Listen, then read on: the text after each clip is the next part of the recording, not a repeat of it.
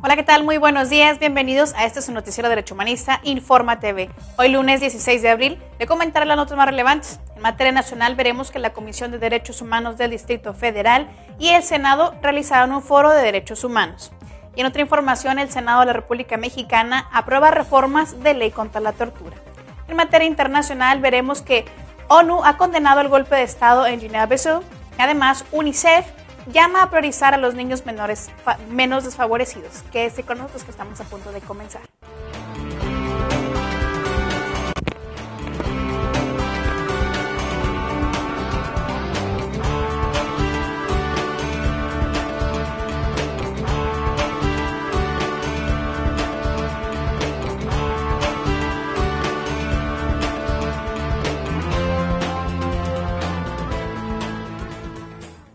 Agradezco que nos acompañen esta mañana. En este primer bloque veremos noticias nacionales.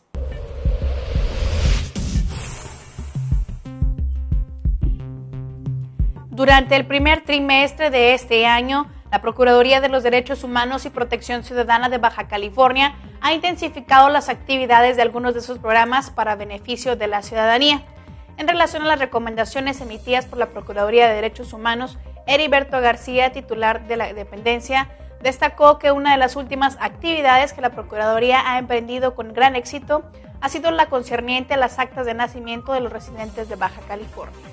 Asimismo, Heriberto García destacó que otro de los programas de la Procuraduría, denominado Tus hijos a través de otros ojos, que trata de pornografía infantil, el cual dio inicio hace 2 años y medio, ha ayudado a concientizar a padres y madres de familia, maestros y un total de 2,000 estudiantes a fin de prevenir la victimización de la pornografía infantil.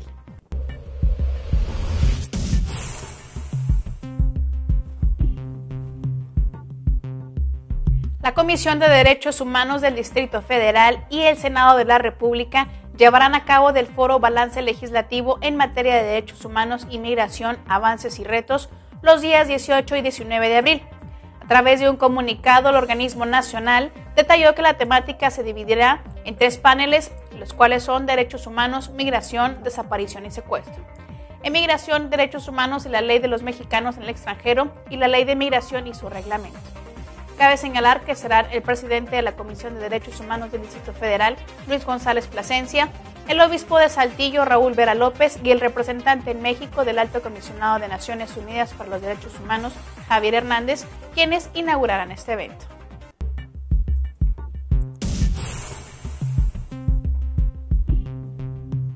De manera unánime, el 11 de abril el Senado de la República aprobó la Ley Federal para prevenir, sancionar y erradicar tortura y otros tratos o penas crueles, inhumanos o degradantes, de tal forma que se prohíbe el empleo de la tortura y los tratos o penas crueles, inhumanas o degradantes hacia toda persona sometida a arresto, detención o prisión.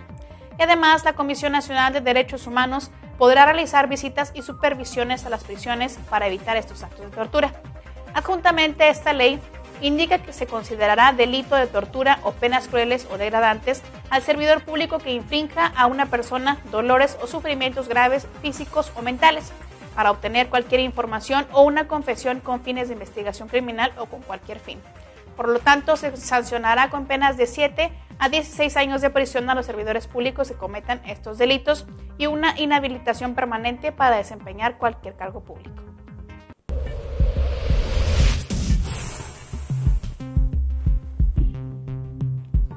Georgina Acosta Ríos, subdirectora de Capacitación y Formación de Derechos Humanos de la Comisión de Derechos Humanos del Estado de México, indicó que las mujeres han tenido muchos logros, entre ellos sus derechos sustentados como el derecho a la vida, a la familia, a la educación, como participar en el ámbito laboral, el derecho al desarrollo, así como a vivir sin violencia, entre otros. Sin embargo, la funcionaria indicó que todavía existen algunos rezagos en lo que se refiere a la equidad y a la no discriminación. Por eso, señaló que se deben trabajar 2 cuestiones: estar convencidos tanto que hombres y mujeres deben aprender a compartir de manera igualitaria las oportunidades y en esta esfera de igualdad ambos crecer en el ámbito social, cultural, político, estructural para buscar el bienestar común.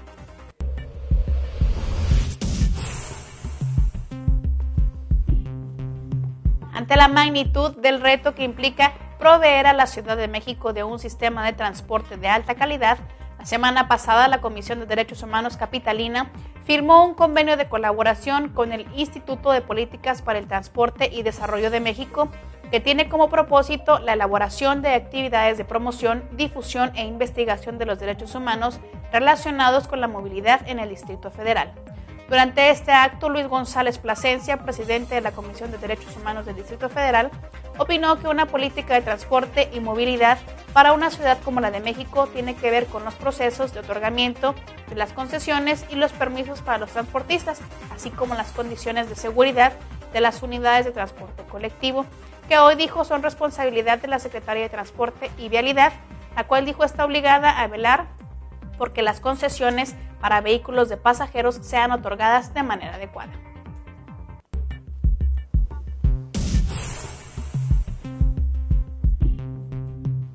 Lamentablemente, en la República Mexicana son pocas las entidades en las que se ha reformado el Código Penal en favor de la comunidad LGBTI, como es el caso del Distrito Federal y Quintana Roo. Y también los crímenes de odio por homofobia aún no están tipificados en 31 entidades federativas. Además, a pesar de las constantes protestas por parte de organizaciones y colectivos lésbico-gay y de la infinidad de denuncias de asesinatos por homofobia, en los congresos locales se ha mostrado apatía en tratar este tema. Incluso vale la pena mencionar que en 14 estados del país ni siquiera existe una ley para prevenir, combatir y eliminar actos de discriminación, menos en considerar respeto a las preferencias u orientación sexual ni a la identidad de expresión de género.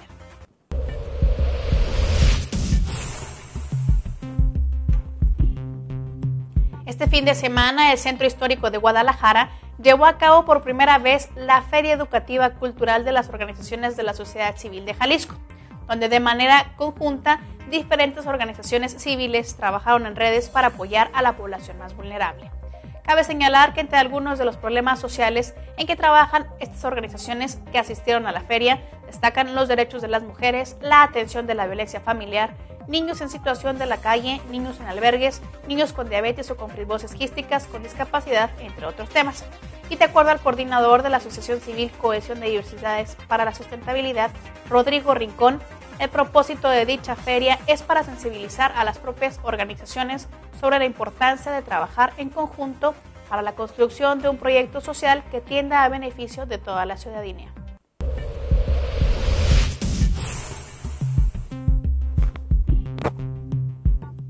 El Pleno del Congreso de Baja California demandó la intervención urgente del gobernador José Guadalupe Osuna Millán ante el aumento de denuncias contra el Ejército y la Policía Estatal Preventiva por presuntas violaciones graves a los derechos humanos, como lo son las torturas, detenciones arbitrarias, allanamiento de morada, abusos y fallecimiento de personas que fueron blanco de estas situaciones, incluso un caso de desaparición forzada, son parte de los señalamientos que argumentó el consejero de la Comisión de Derechos Humanos del Estado, Francisco Sánchez Corona, al presentar un punto de acuerdo para hacer el exhorto que también incluye un llamado al presidente Felipe Calderón. Por su parte, la coordinadora regional de la Comisión Nacional de Derechos Humanos, Gabriela Navarro Peraza, indicó que Baja California se encuentra entre las entidades con mayor cúmulo de reportes por parte de abusos militares.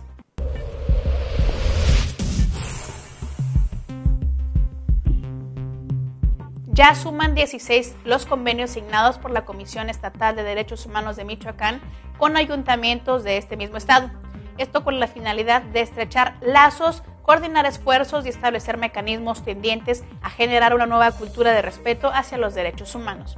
Cabe mencionar que este jueves el municipio de Xurincio, el ombudsman michoacano José María Casares Solórzano firmó el Convenio General de Colaboración para la promoción de una cultura de respeto de los derechos humanos con el alcalde de este ayuntamiento, Juan Luis Contreras Calderón.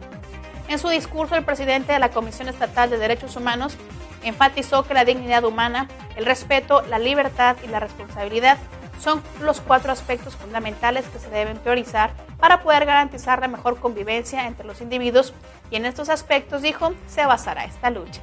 Y viene el momento de hacer una pausa, no se despegue su monitor, que en un momento regresamos con más información.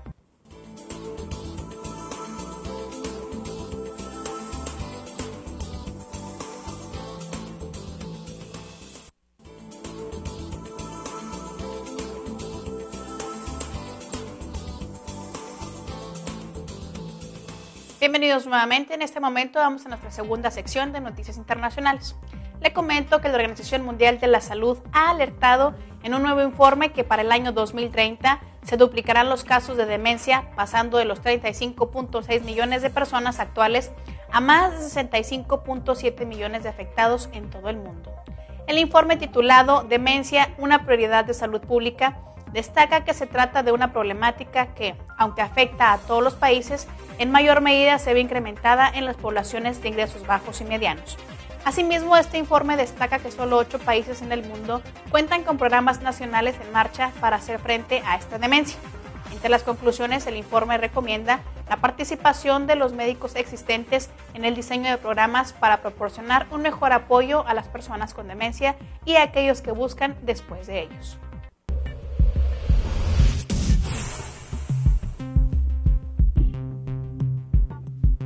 El Consejo de Seguridad de la ONU condenó este viernes el golpe de Estado en Guinea-Bissau, donde los militares detuvieron al presidente interino y al primer ministro, por lo que pidió la restauración inmediata del gobierno civil en este país africano. Susan Rice, presidenta de turno del máximo órgano de decisión de Naciones Unidas, dijo ante la prensa que los miembros del Consejo de Seguridad condenaron la acción militar y exhortaron a la restauración inmediata de la autoridad civil.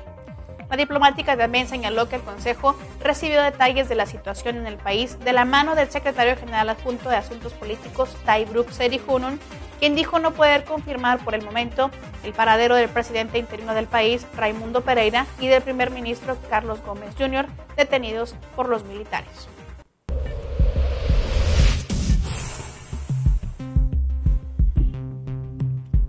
La Organización Mundial de la Salud avaló la estrategia de vacunación contra la hepatitis A aplicada por Argentina desde el año 2005, la cual redujo sensiblemente la circulación del virus y permitió que en el país no se hayan realizado trasplantes hepáticos por esta causa. Juan Mansur, ministro de Salud, presentó ante las autoridades sanitarias mundiales la evidencia científica sobre la efectividad de la vacuna contra el virus, que es aplicada a los 12 meses de vida y que logró que no haya más trasplantes hepáticos por esta enfermedad desde hace 5 años.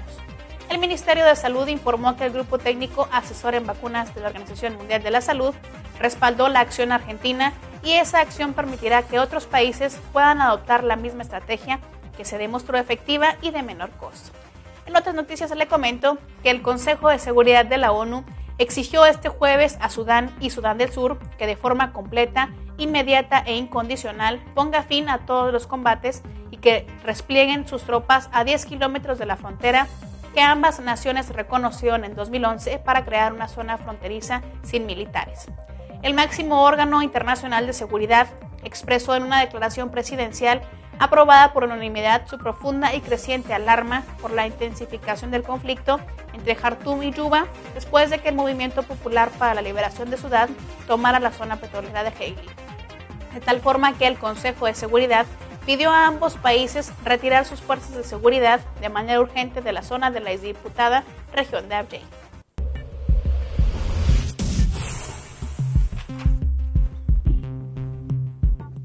Ante la propuesta de despenalizar las drogas que lanzó en marzo el pasado presidente de Guatemala, Otto Pérez, este jueves el comisionado de los Derechos Humanos en Honduras, Ramón Custodio, dijo que si la droga se legaliza, los gobiernos se convertirán en cómplices de los narcotraficantes. Ramón Custodio indicó en un comunicado que legalizar la droga es volver a los estados cómplices y partícipes de los delincuentes que tienen muchas cuentas que dar por todo el daño moral y físico que le hacen a la persona humana. De tal forma que el ombudsman hondureño exhortó a los presidentes de Centroamérica que este fin de semana asistieron a la cuarta cumbre de las Américas en Cartagena, Colombia, que de forma prioritaria y eficaz combatan las acciones del crimen organizado que agudizan la violencia en muchos países. En otra información le comento que el Estado Mundial de la Infancia 2012, las niñas y los niños en un mundo urbano, que realizó el Fondo de Naciones Unidas para la Infancia, señala que más de la mitad de los habitantes del mundo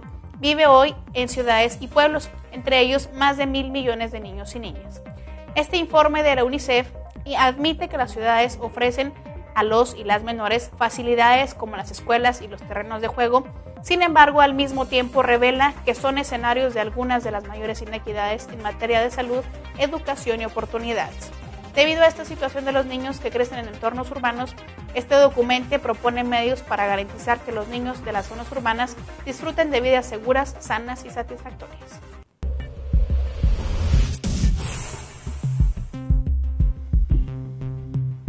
Los 15 países del Consejo de Seguridad de la ONU deploraron este viernes el lanzamiento fallido de un cohete por parte de Corea del Norte, denunciando que violó resoluciones del máximo órgano de Naciones Unidas.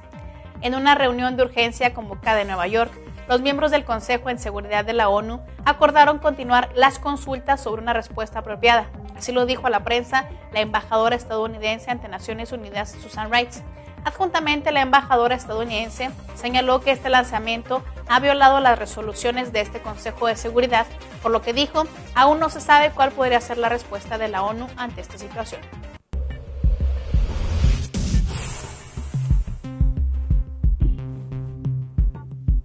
El próximo 20 de abril se inaugurará la 10ª edición del Festival de Cine y Derechos Humanos de San Sebastián, el cual contará con 20 largometrajes, 21 cortos, 8 exposiciones y diversas actividades paralelas para conformar la programación de un festival que tendrá lugar entre el próximo 20 y 27 de abril. El 10º Festival de Cine y Derechos Humanos es organizado por el Ayuntamiento de San Sebastián a través de la Casa de la Paz y los Derechos Humanos y Donostia Cultura, con el objeto de ofrecer y provocar una visión crítica, solidaria y plural sobre los grandes retos y carencias de la humanidad, en especial en este escenario de crisis mundial. Para mayor información sobre este gran evento, usted puede visitar la página www.cineyderechoshumanos.com.